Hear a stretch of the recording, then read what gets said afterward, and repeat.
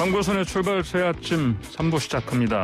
쏟아지는 뉴스 속에 진짜 뉴스에 밑줄을 그어보고 또 기사 행간에 또 밑줄도 그어봅니다. 뉴스를 보는 또 다른 시선, 박원석의 밑줄 시간입니다. 박원석 전 정의당 의원과 함께합니다. 전화 연결돼 있습니다. 안녕하십니까? 네, 안녕하세요. 예.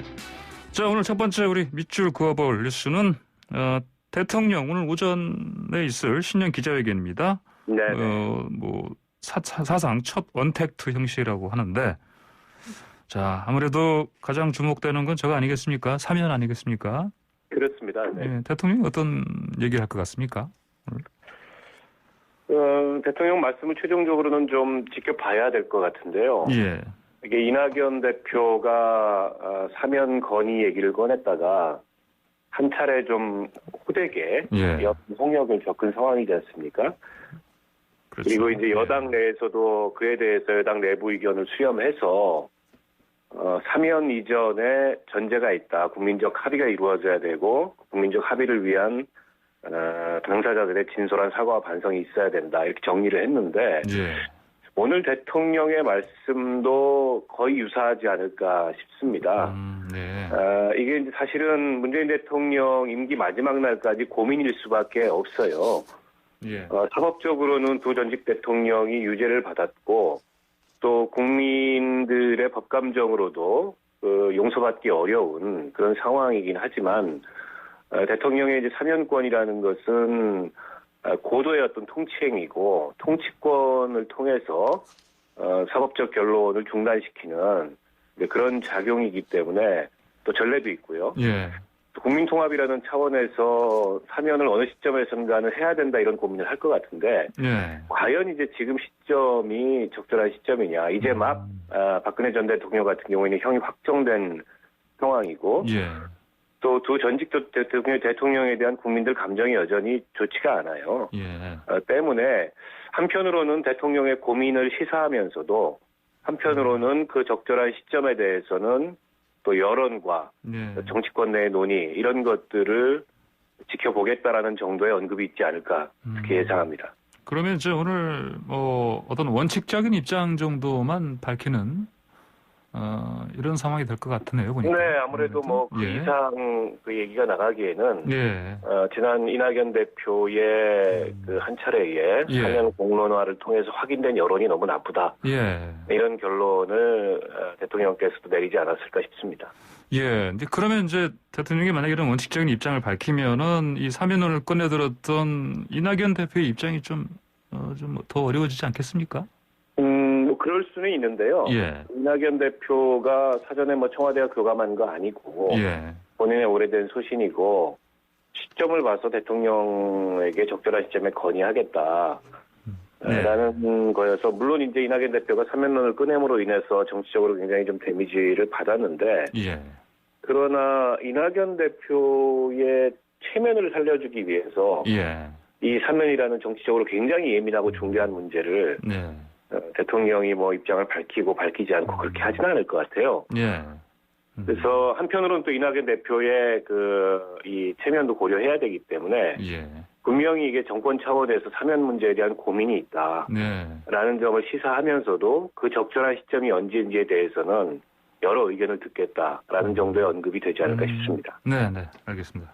어떤 발언을 좀 지켜봐야겠습니다. 자, 사면 얘기 나왔으니까요. 근데 이게 지금 기사들이 여러 나오고 있는데 특히 그 양정철 전 민주연구원장과 네. 이낙연 대표가 만났네. 그래서 사면을 여러 차례 얘기했네. 이런 보도가 나왔는데 네. 양측은 다 좀 부정하는 상황 같아요 보니까. 근데 이런 보도가 왜 지금 나왔을 거라고 보십니까? 글쎄 아무래도 이낙연 대표 사면론의 배경이 뭐냐 예. 이런 거를 이제 당 안팎에서 설왕설래가 오가고 예. 또 그에 대해서 언론들이 취재하다 보니까 양정철 전 민주연구원장 예. 대통령의 흔히 복심이라고 일컬어지는 예. 이분이 중간에서 어떻게 보면 청와대나 대통령의 의견과 또 이낙연 대표 사이를 오가면서 예. 전달한 거 아니냐 메시지를 이런 식의 의도를 가진 기사들이 나왔는데 정확한 건 확인할 수 없을 것 같고요. 예. 일단 이낙연 대표 측에서는 대변인을 통해서 네, 네. 만나긴 했으나 그런 구체적인 얘기를 나누진 않았다. 라는 정도의 반응을 보였고, 양정철 씨가 조만간 이제 뭐 미국에 출국을 한다는 거 아니겠습니까? 예. 아마도 뭐 문재인 정부 임기 내에 본인은 야인의 위치에서 특별한 지위를 맡지 않겠다. 대통령과 정부에 부담을 주지 않겠다. 이런 입장을 지속적으로 표명하는 것 같은데, 예. 저는 대통령과 정부에 부담을 주지 않으려면 이런 식으로 인구에 회자되지도 말아야죠. 그게 저는 훨씬 더 적절한 처신이라고 보는데, 한편으로는 대통령과 정권에 부담을 주지 않기 위해서 공직에도 안 나가겠다고 하는 사람이 예. 마치 이게 그림자 권력처럼 여당이나 혹은 정권 내부의 어떤 이슈에 있어서 자꾸 이렇게 거론되는 건 네. 적절한 처신이 아니거든요. 예. 그래서 양정철 씨가 겉으로 이렇게 얘기하는 것과는 다르게 예. 한편으로 자꾸 이런 그 정치적 구설에 휘말리는 거는 적절치 않고 본인의 처신에 대해서 되돌아봐야 될 대목이 아닌가 싶습니다. 예. 그 손의원 전 의원이 이 양정철 전 원장한테 많이 컸다. 이제 겁나는 게 없구나. 이런 발언까지 했습니다. 뭐 그런 발언도 그렇게 적절하진 않은 것 같습니다. 그래요. 예. 자, 근데 이제 신년사에 대통령 또 부동산 관련해서도 얘기를 하지 않겠습니까? 네네. 구체적인 어떤 구상이 나오려나요? 사실 굉장히 중요한 문제인데요. 예. 일단 지난번에 변창흠 그 국토부 장관이 인사청문 과정에서 그 밝혔던 대략적인 방향이 있습니다. 예. 그게 이제 뭐 도심의 역세권이나 이런데 용적률을 상향해서 예. 좀 고밀도 개발을 하고 또 그 일부를 공공적인 차원에서 예. 그 개발 이익을 환수하는 예. 그런 형태로 공급을 늘리겠다라는 예. 식의 윤곽을 얘기를 했는데 예. 오늘 대통령께서 뭐 구체적 정책을 발표하시기는 좀 쉽지 않을 거라고 보고 예. 그게 적절한지도 모르겠고요.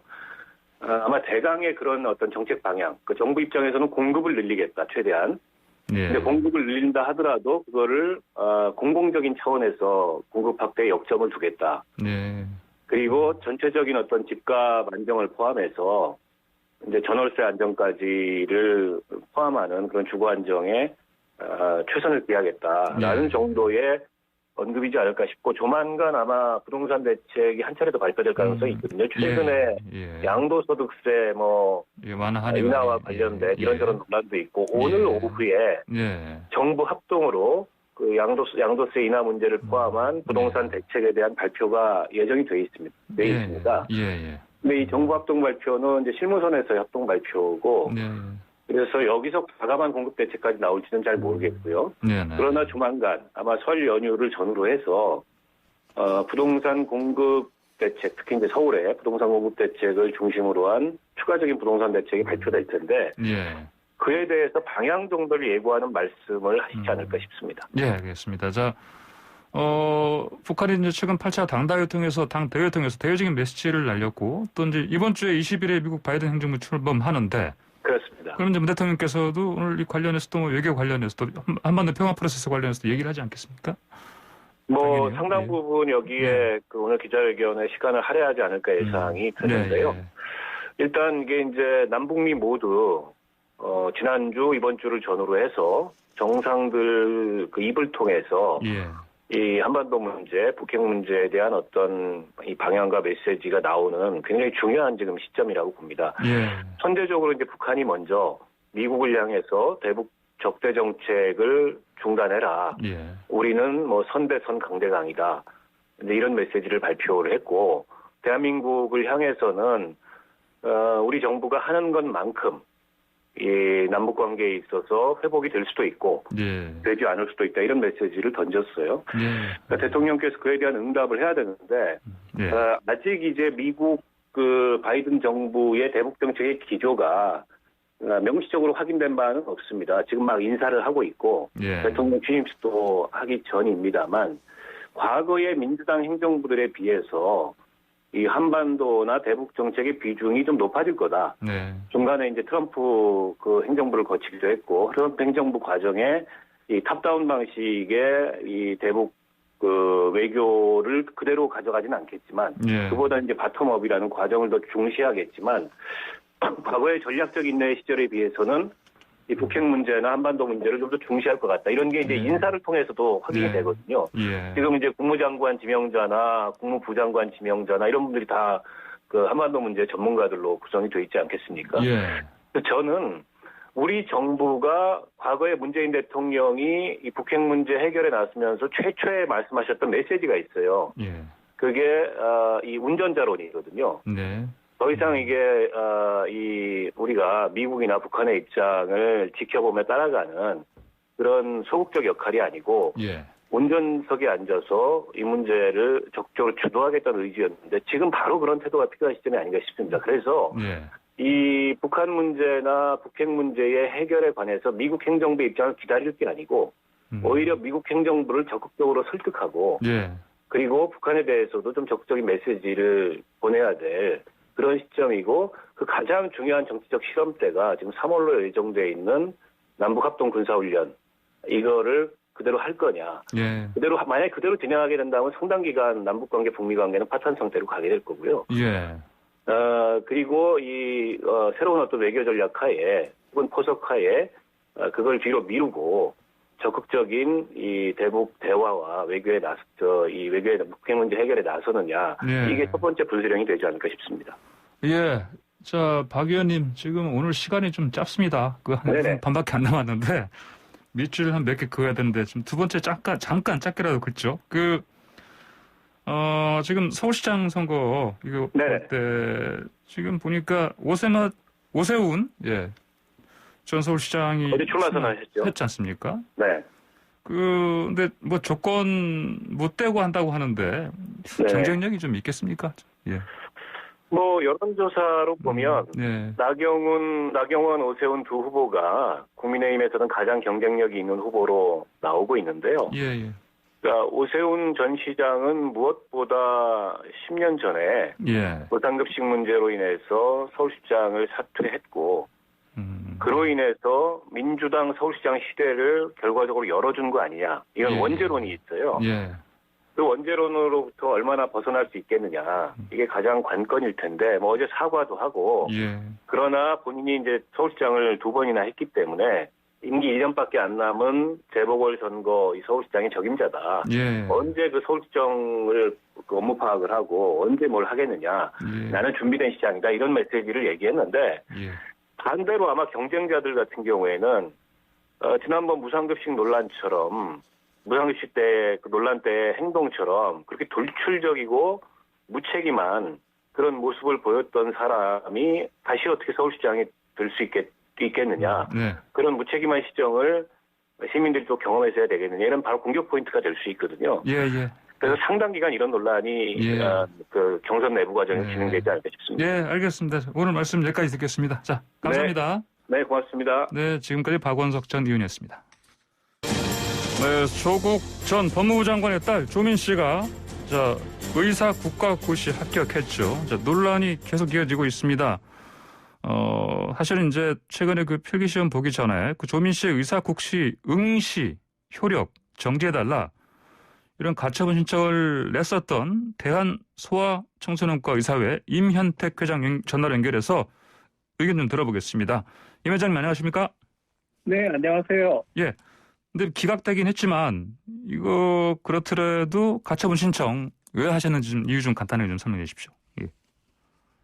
네, 저희가 가처분 신청을 낸 거는, 예. 조민이 의사국가고시를 응시하는데, 예. 법률 관계에 있어서 소아청소년과 의사회가 가처분 신청을 할 자격이 예.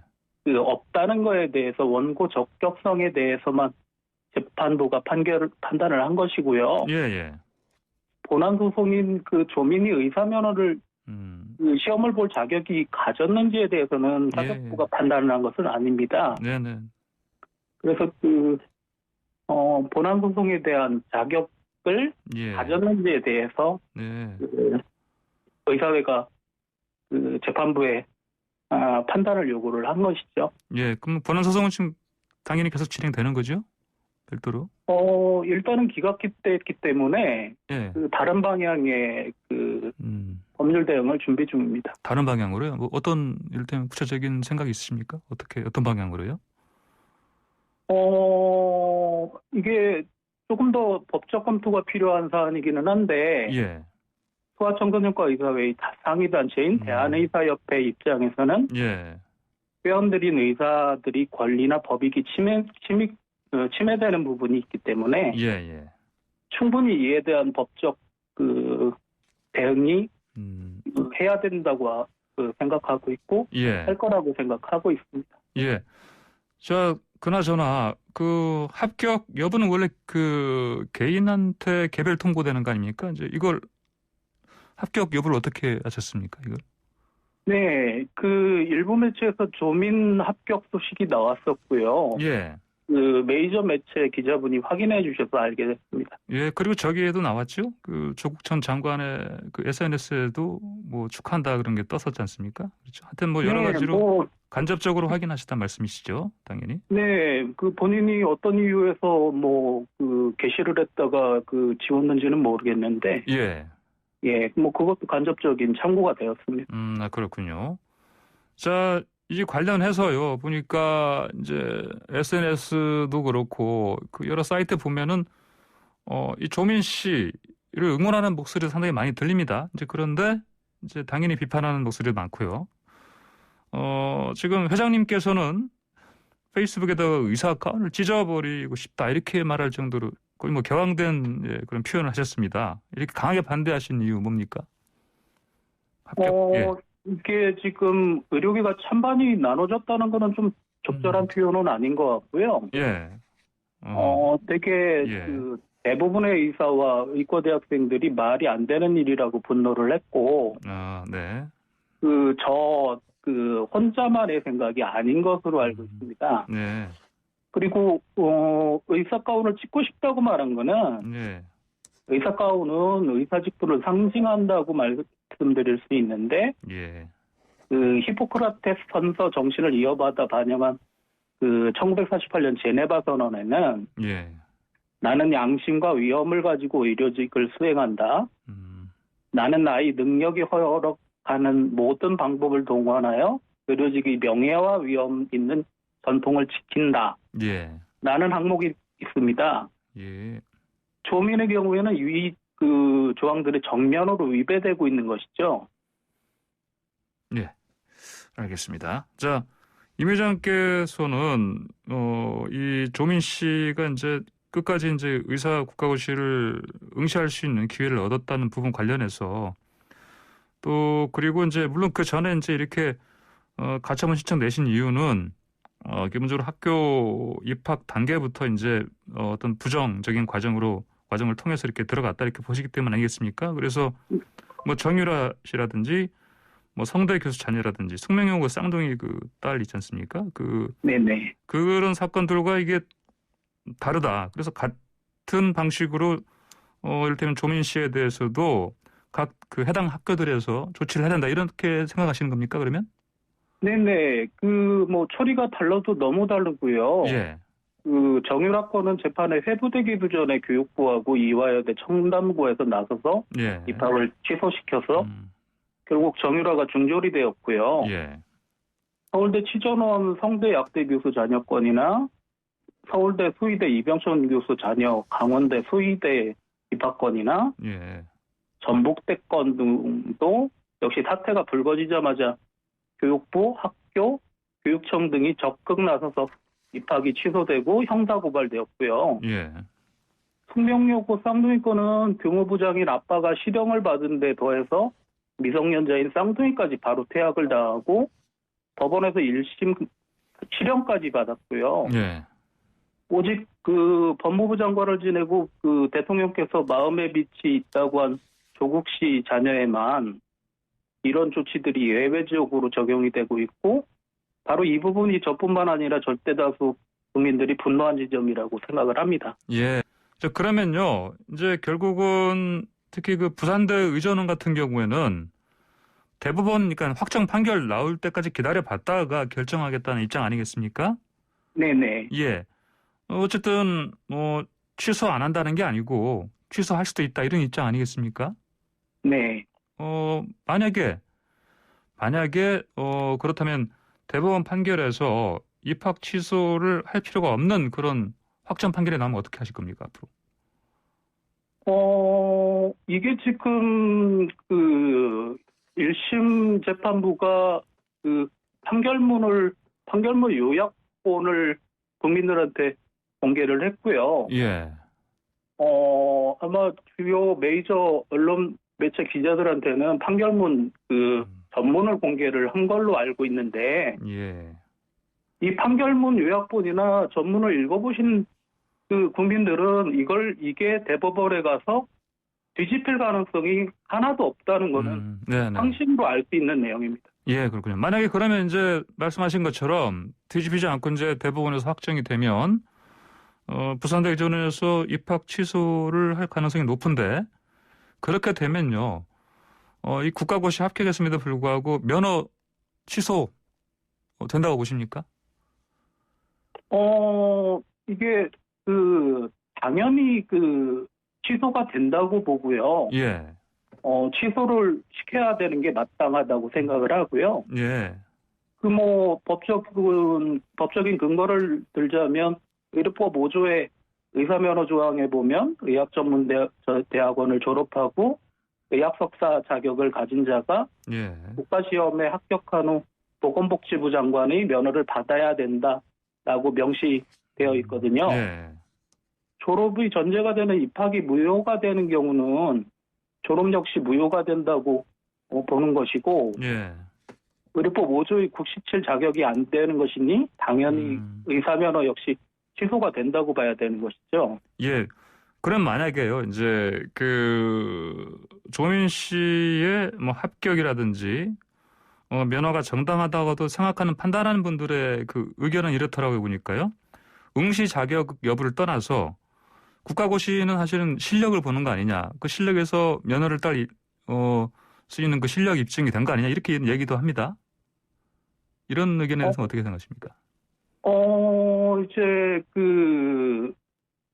이제 의과대학을 그분들이 안 다녀봐서 그런데요. 예. 의과대학에서 한 학년을 진급을 하려면 네네. 20%씩을 이렇게 거의 대부분의 의과대학이 탈락을 시킵니다. 예. 그런데 조민의 경우에는 지금 2번을 유급을 했고, 네. 세 번째 유급을 하려니까 부산대 의대가 예. 학칙을 바꿔서까지 진급을 시켰거든요. 학식을 바꿔서까지 진급을 시켰다. 예. 예, 그러면은 이거는 분명히 문제가 있는 것이죠. 예. 이게 저하고 같이 공부한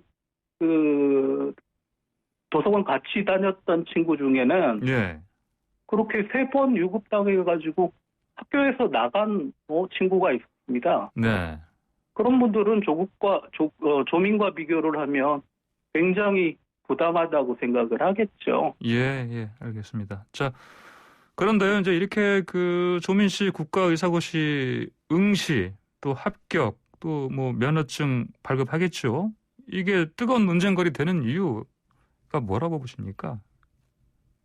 주말 사이에 제 페이스북 글을 다룬 기사들에 수십만 건의 댓글이 달렸는데요. 예. 그 댓글을 보면 쉽게 아실 거라고 생각을 하는데, 우리 사회에서 가장 마지막까지 지켜져야 할 예. 공정, 정의, 네. 평등의 가치가 권력의 힘에 의해 훼손되었다는 부분에 네.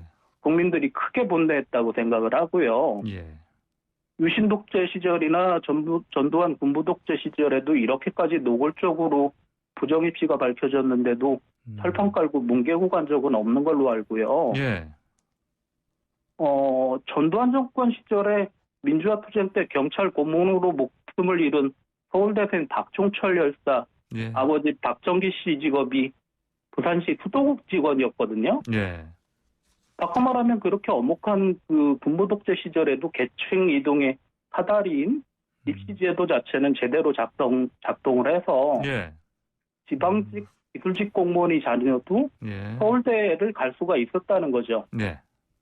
누구보다도 공정, 정의, 평등을 외치던 사람들이 이것과 완전히 반대인 범죄 행위를 저지르고도 부끄러움 없이 거기다가 최소한의 죄책감조차 안 느낀다는 데서 예. 전 국민적 분노와 허탈감을 일으킬 수밖에 없었을 거라고 생각을 하고요. 예. 오늘 대통령께서 국민들과의 대화인 기자회견을 하시는데 예. 이미 조국 씨에게 마음의 빚이 있다고 하신 바가 있기 때문에 지금 무자격자인 조국 자녀가 의사면허를 취득하게 된 상황에 대해서 예. 그 대통령께서 국민들이 그 궁금해하는 바에 대해서 분명히 입장 표명이 있으셔야 된다고 생각을 합니다. 예, 알겠습니다. 자, 마지막으로요. 그 청취자분께서 질문 하나 주신 게 있습니다. 답변 가능하실지 모르겠습니다. 5917님께서 자, 그러면 의대생들이 국시 거부한 뒤에 뒤늦게 국시 재시험 요구하는 건 정당한가요? 이런 질문 주셨습니다. 답변 좀 해주십시오. 정확하게는 예. 그 질문 자체가 잘못됐고요. 네. 의대생들이 국시 요구를 한 바는 전혀 없습니다. 예. 오히려 정부가 지금 코로나 방역 사태에 대해서 예. 그 의사 수요가 많이 있기 때문에 예. 오히려 정부가 요청한 바이죠. 제가 알고 있는 의대생들은 거의 60, 70%가 예. 요구 불사하고 가겠다 네, 그런 의사를 갖고 있는 것으로 알고 있습니다. 예, 알겠습니다. 자, 오늘 말씀 여기까지 듣겠습니다. 감사합니다. 네, 감사합니다. 네, 지금까지 임현택 대한소아청소년과 의사회장이었습니다. 네, 황보선의 주발새 아침 이번에는 국제 이슈 코너입니다. 한국일보 손성원 기자 전화 연결됐습니다. 송 기자 안녕하십니까? 네, 안녕하세요. 예. 자, 먼저 조 바이든 미국 대통령 취임식. 자, 앞으로 오늘 18일이니까 20일에 하니까 이틀 남았네요. 자, 바이든 내각 속속 꾸려지고 있는데 좀 많이 다릅니까? 어떻습니까? 이전 정권과?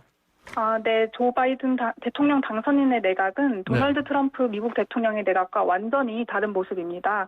다양성을 토대로 미국다운 내각을 만들겠다는 바이든 당선인의 공약대로 인종과 성별 등에 대한 고려가 좀 심도 있게 이루어진 모습입니다. 예. 국무, 국방, 재무, 법무 등 빅4로 불리는 이 요직은 예전에는 백인 남성이 대부분이었는데 이번에 모두 상원 인준을 통과한다고 전제할 경우 로이드 오스틴 지명자는 첫 흑인 국방장관이 될 예정이고요.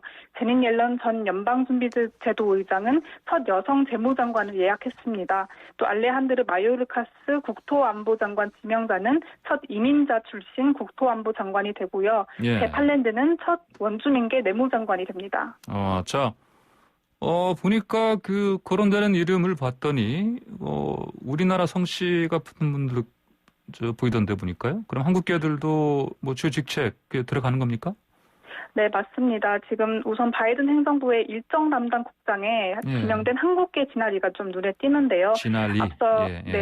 앞서 오바마 행정부 등에서도 일하며 노하우를 쌓은 이 진아리는 질 바이든 영부인의 일정을 담당하게 될 것으로 보입니다. 예. 특히 지난해에는 바이든 캠프에 합류하면서 카멀라 해리스 부통령 당선인의 남편의 일정 담당과 모금 이벤트 국장 등을 맡기도 했습니다. 예. 또 정보기관 동과위원회에 정박 브루킹스 연구소 한국석 자가 포함되기도 했습니다. 정박이요? 예. 네네. 예. 정박은 CIA와 국가정보국에서 약 8년 동안 북한 담당 선임 분석관으로 근무한 대북 전문가입니다.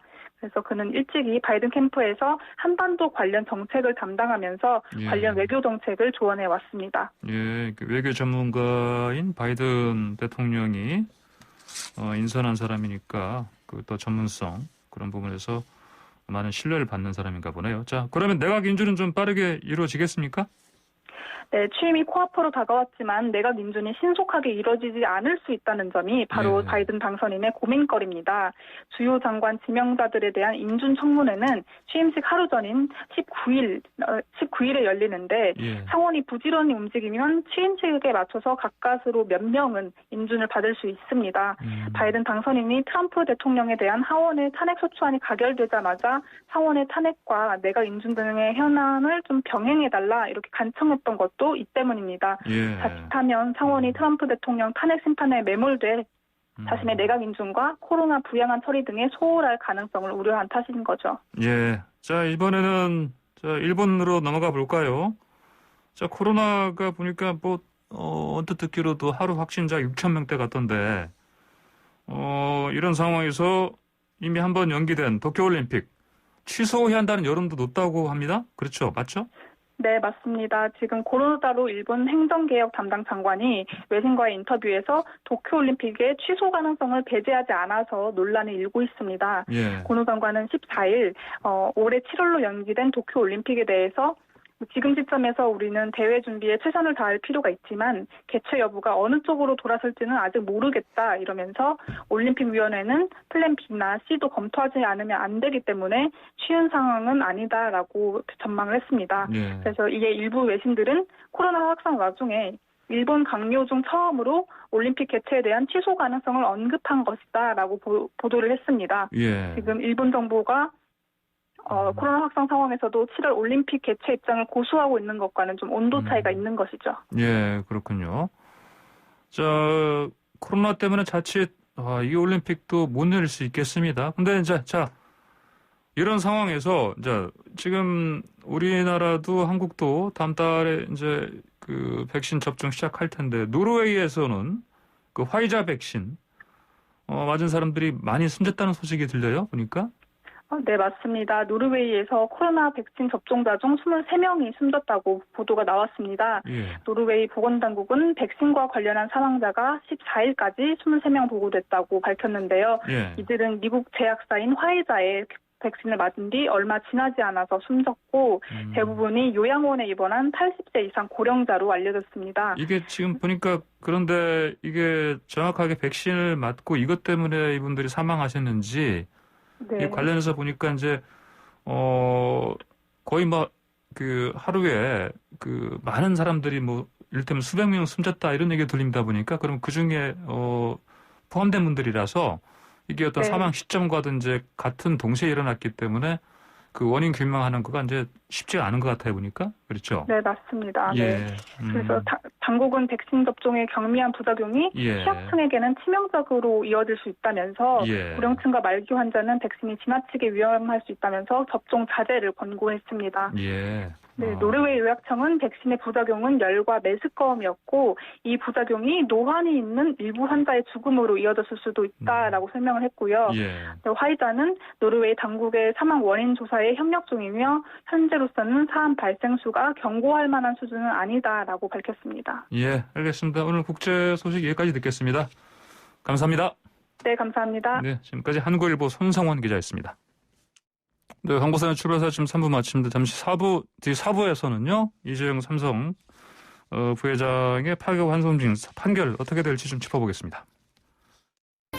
광고사의 출발사의 아침 4부 시작합니다. 오늘 오후에 이재용 삼성전자 부회장 파기 환송심 판결 선고가 있습니다. 지금처럼 집행유예 상태일지 아니면 다시 교도소에 갇히게 될지 결정이 나겠죠. 자, 선고 결과 어떻게 나올지 한번 예측해 보겠습니다. 구자령 변호사와 함께하겠습니다. 구 변호사 안녕하십니까? 예, 안녕하세요. 구자령 변호사입니다. 예, 이게 지금 워낙 그 시간이 오래 걸렸어요. 그렇죠? 한번 네, 좀 맞습니다. 정리 좀 해보죠. 시간상으로라도. 네. 예, 맞습니다. 네, 이 사건은 국정농단 사건과 맞물려서 함께 문제되었던 사건입니다. 예. 삼성 경영권 승계라는 현안이 있었느냐, 그러한 현안을 해결하기 위해서 이재용 부회장이 박 전 대통령과 최순실에게 뇌물을 제공한 것이 있느냐, 이게 가장 핵심이 되었습니다. 예. 특히 뇌물죄 성립 여부는 1심, 2심, 3심 결론이 계속 바뀌었고요. 예. 1심에서는 징역 5년 실형이 선고되었지만 2심에서는 상당 부분 무죄로 보면서 징역 2년 6개월에 집행유예 4년이 선고되었고, 근데 대법원에서는 예. 그 2심에서 무죄로 본 부분 중에서 삼성이 동계 스포츠 영재센터 지원금 16억 원을 제공한 것과 예. 삼성이 최순실의 딸 정유라에게 제공한 말 3마리에 관해서는 이게 뇌물로 보아야 된다라고 하면서 2심 판결을 파기했습니다. 예. 그래서 그렇게 진행된 파기환송심의 선고가 오늘 내려지는 것입니다. 예. 그러니까 그 2심에서 이제 형량이 낮춰진 이유가 그 말 있지 않습니까, 말? 예, 맞습니다. 말 3마리 그를 받은 게 아니고 말 3마리를 사용했을 뿐이다. 맞습니다. 2심의 논리가 그랬습니다. 1심의 논리가 그랬었고, 근데 대법원제에서 되돌려 보낼 때는 그 말도 준 거다. 이거 아니겠습니까? 맞습니다. 예, 맞습니다. 그렇죠? 예. 대법원은 형식적 소유권은 삼성에게 있더라도 실질적으로는 최순실 정유라가 소유자처럼 소유권의 권능을 모두 누렸으니까 실질적 소유권이 넘어갔다. 그렇게 봐가지고 소유권 전체가 뇌물이라고 보니까 말 3마리의 가격 34억 원이 뇌물로 포함되어야 된다. 이렇게 얘기를 했고요. 그리고 또 아까 말씀드렸던 한 가지 더 파기된 그 동계 스포츠 영재센터 지원금 16억 원 같은 경우에는 2심에서는 그게 박 전 대통령에 대한 뇌물이라고 보여야 되는데 돈이 기관으로 들어갔잖아요. 그럴 경우에는 이게 제3자 뇌물죄라고 이론 구성을 해야 되기 때문에 여기에서는 이제 요건상으로 부정한 청탁이 필요합니다. 근데 2심에서는 부정한 청탁이 당시에 없었다. 이래가지고 이제 무죄를 선고했었는데 대법원에서는 당시 삼성 경영권 승계라는 현안이 있었다. 그러니까 그거에 관련된 부정한 청탁을 인정할 수 있다. 이렇게 했습니다. 그래서 결국은 파기환송 취지를 보면은 뇌물죄 금액이 한 50억 정도가 더 올라간 셈입니다. 아, 그렇군요. 자, 그러면 이제 이미 말을 줬네 아니면 말 사용권만 줬네 이 부분은 이미 해결이 된 거고요. 그렇죠? 그렇죠. 대법원에서 이렇게 하시는 판결했으니까 그러면 오늘 이제 파기환송심에서는 이제 결국은 이제 유무죄는 이미 결정된 거고요. 그러니까 이미 양형이 이제 핵심이 아니겠습니까? 예, 맞습니다. 파기환송심도 이론적으로는 다시 다른 이유로 다시 무죄가 되는 가능성이 있기는 합니다. 근데 원래 이게 그거 자체가 희박한 가능성인데다가 최근에 박 전 대통령 제3고심에서 이제 확정이 됐는데 그때 인정된 뇌물 액수가 지금 이재용 부회장 파기환송 그 취지하고 완전히 맞아떨어집니다. 그러니까 그 희박한 가능성 자체도 이제는 없는 셈이라고 볼 수 있고요. 그래서 결국은 대법원에서 유죄 취지 파기환송 내용을 그대로 반영했을 때 이제 유죄가 다 되면 그러고 나서도 지금 집행유예가 될 수 있는지 이게 이제 오늘의 핵심입니다. 집행유예 받으려면 3년 넘어가면 안 되잖아요. 맞습니다. 3년 이하까지만 가능합니다. 그러니까요. 3년 징역 이하까지는 가능하니까. 그래서 지금 삼성 측에서는 이제 2년 6개월을 받아놨기 때문에 나머지 6개월 안에서 이게 지금 해결이 가능하지 않냐. 그러니까 3년에 5년 정도 가능하지 않냐라는 방향을 잡아놨었습니다. 그렇군요. 자, 파기환송심만 이게 벌써 1년 4개월이 걸렸어요. 왜 이렇게 오래 걸린 겁니까? 대법원이 법리에 관해서는 지금 방금 말씀드린 것처럼 명확하게 판시했기 때문에 사실 양형에 대해서는 이렇게까지 오래 걸릴 사건은 아니었습니다. 근데 재판부가 첫머리에 총수도 두려워할 만한 준법 관련 시스템을 만들어라. 그러면 양형에 반영할 수 있다. 이렇게 언급하면서 갑자기 이제 장기화되면서 논란이 지금 이제 계속됐는데요.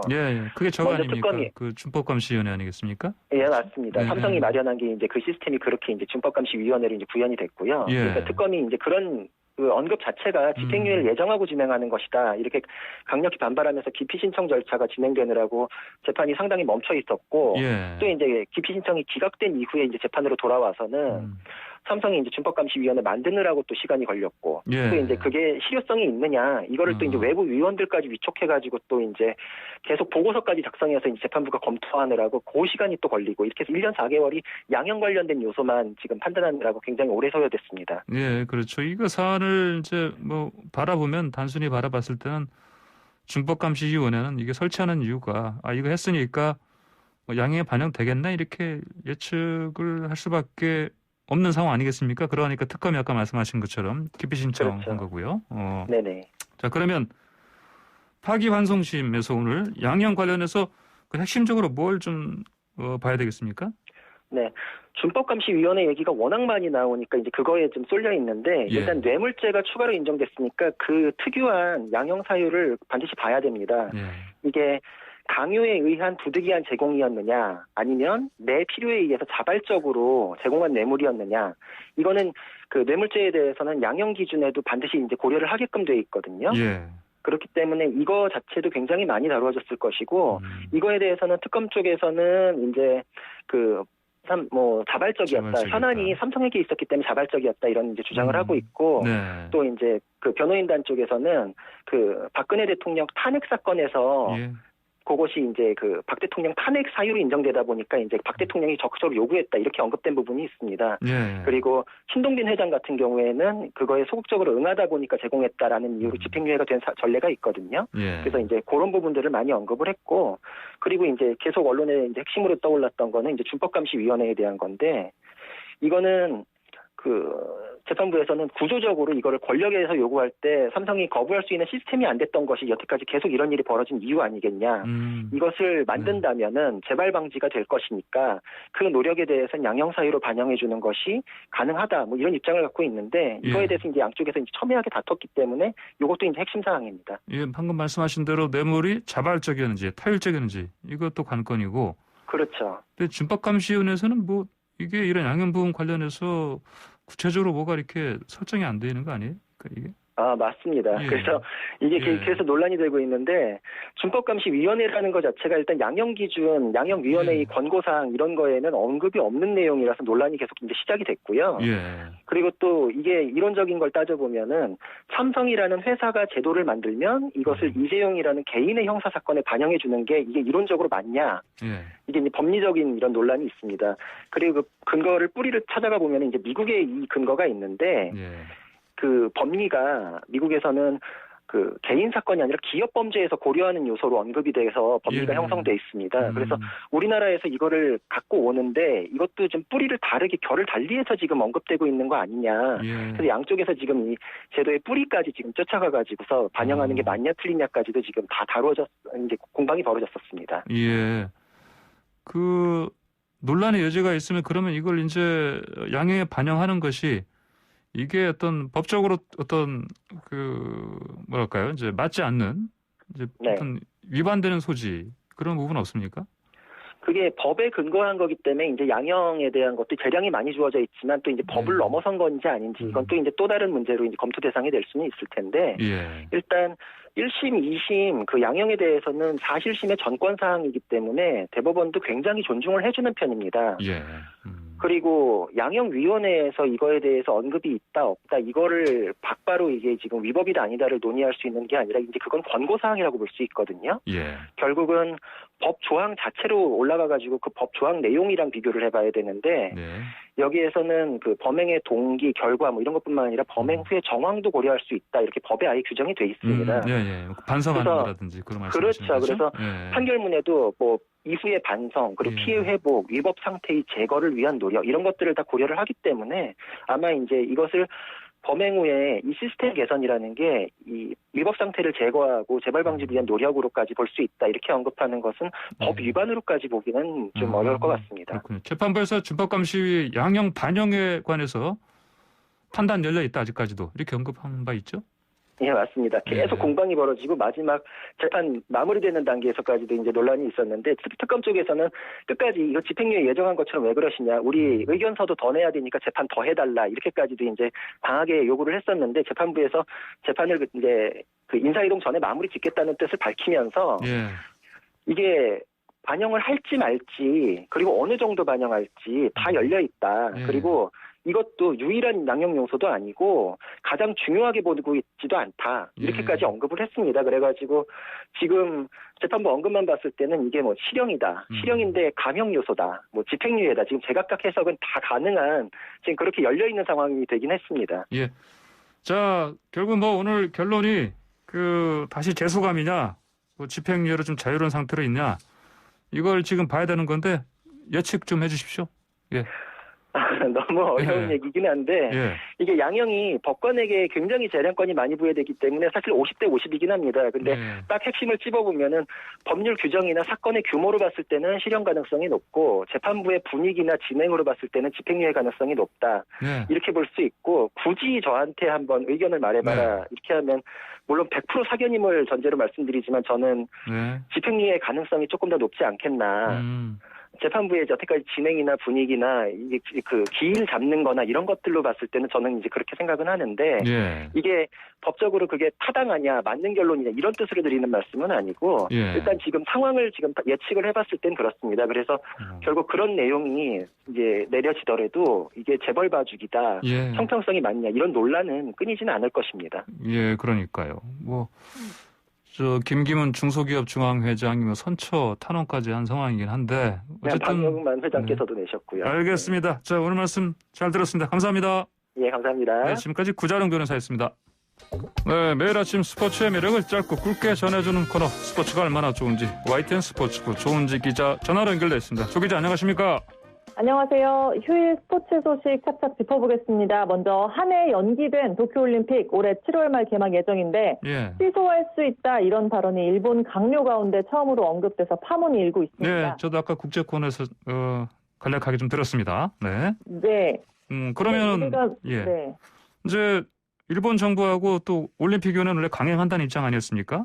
무게감이 더 있는 게 취소 네. 가능성을 언급한 게 고노 바로 행정개혁 담당상인데 차기 예. 총리 선호도에서 1위를 달리고 있는 유력 인사죠. 예. 고노 담당상은 로이터 통신과의 인터뷰에서 지금 시점에서 우리는 대회 준비에 최선을 다할 필요가 있지만 올림픽은 둘 중 어느 쪽으로도 갈 수 있다 이렇게 말을 했습니다. 예. 대체할 수도 있고 취소할 수도 있다는 건데요.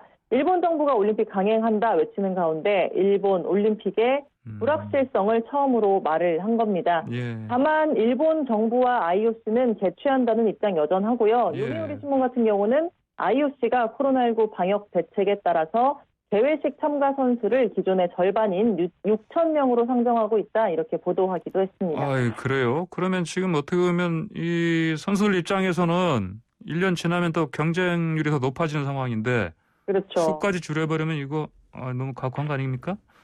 그러면 이게 취소할 거면 아예 빨리 취소하든지 이런 또 네. 이런 얘기 나올 수 있을 것 같아요.